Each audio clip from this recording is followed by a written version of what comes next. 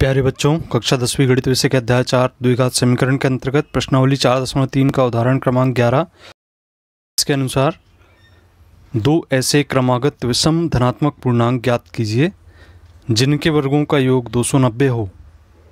तो इसके लिए पूर्व में भी हमने एक प्रश्न हल किया है, आप वीडियो लिंक में जाकर देख सकते हैं। इसमें हम मान लेते हैं कि दोनों क्रमागत विषम धनात्मक पूर्णांक क्रमशः x तथा x धन 2 हैं। अब प्रश्न के अनुसार दोनों के वर्गों का योग अर्थात x का भी वर्ग और x धन 2 का भी वर्ग बराबर 290 है। इसे हम सरल करेंगे। a धन b की घात 2 सर्व समीका से जानते हैं कि a की घात 2 धन 2ab धन b की घात 2 होता है। हम x धन 2 की घात 2 का मान ज्ञात करेंगे। a के स्थान पर x तथा b के स्थान पर 2 रखने पर यहाँ हमें प्राप्त होगा x की घात 2 धन 2 गुणित x गुणित 2 धन 2 की घात 2। इसे हम सरल करें तो x की घात 2 धन 4x धन 4 प्राप्त होगा। अब हम ऊपर समीकरण में इस मान को रख देते हैं, तब x स्क्वायर धन 4x धन 4 बराबर 290 होगा।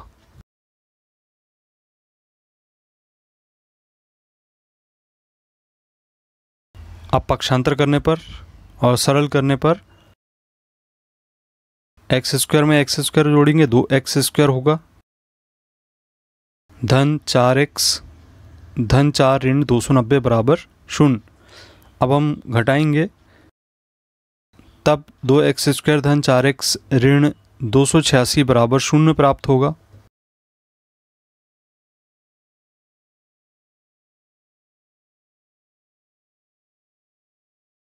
इस समीकरण में हम देख रहे हैं कि 2 का भाग जा रहा है। अब हम 2 का भाग देंगे तब हमें समीकरण प्राप्त होगा x स्क्वायर धन 2x ऋण 143 बराबर 0। द्विघात समीकरण के व्यापक रूप ax स्क्वायर धन bx धन c बराबर 0 से तुलना करेंगे तो a का मान हमें यहाँ से प्राप्त होगा 1, b का मान 2 और c का मान हमें ऋण 143 प्राप्त होगा।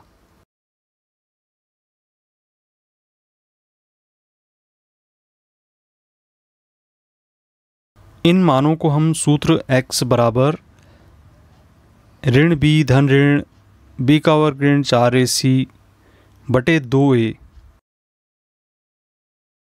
जो कि हमने आपको ज्ञात करना सिखाया है, इस सूत्र की सहायता से हम समीकरण के 2 मूल ज्ञात करेंगे। यहाँ a b c का मान रखने पर x बराबर ऋण 2 धन ऋण 2 की घात 2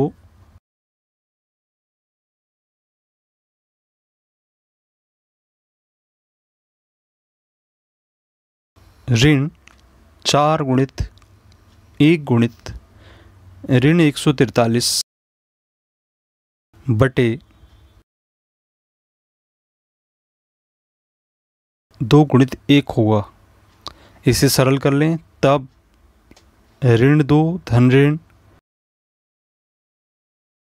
4 धन 572 करनी में 4 धन गुणा करेंगे हम तो 572 आएगा बटे 2 लिखेंगे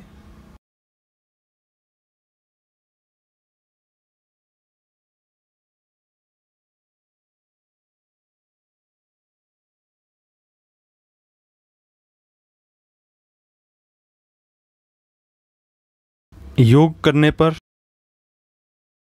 ऋण 2 धन ऋण 576 बटे 2 प्राप्त होगा।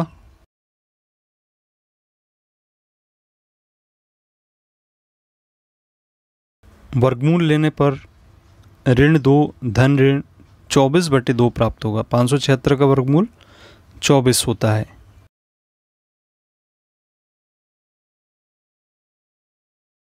अब यदि हम यहाँ पर धन चिन्ह ले लें, तब ऋण 2 धन 24/2 होगा और सरल करेंगे तो 22/2 प्राप्त होगा। 2 का भाग देने पर हमें 11 प्राप्त होगा।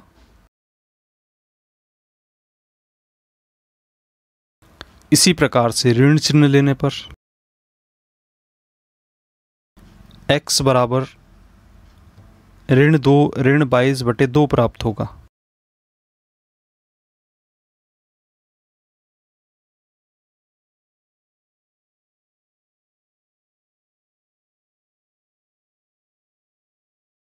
सरल करने पर ऋण 26/2 प्राप्त होगा।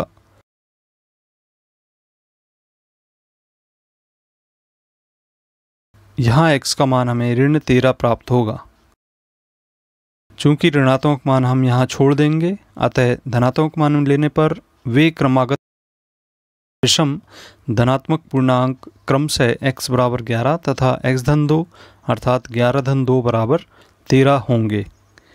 इस प्रकार हम विषम धनात्मक पूर्णांक ज्ञात कर लेंगे।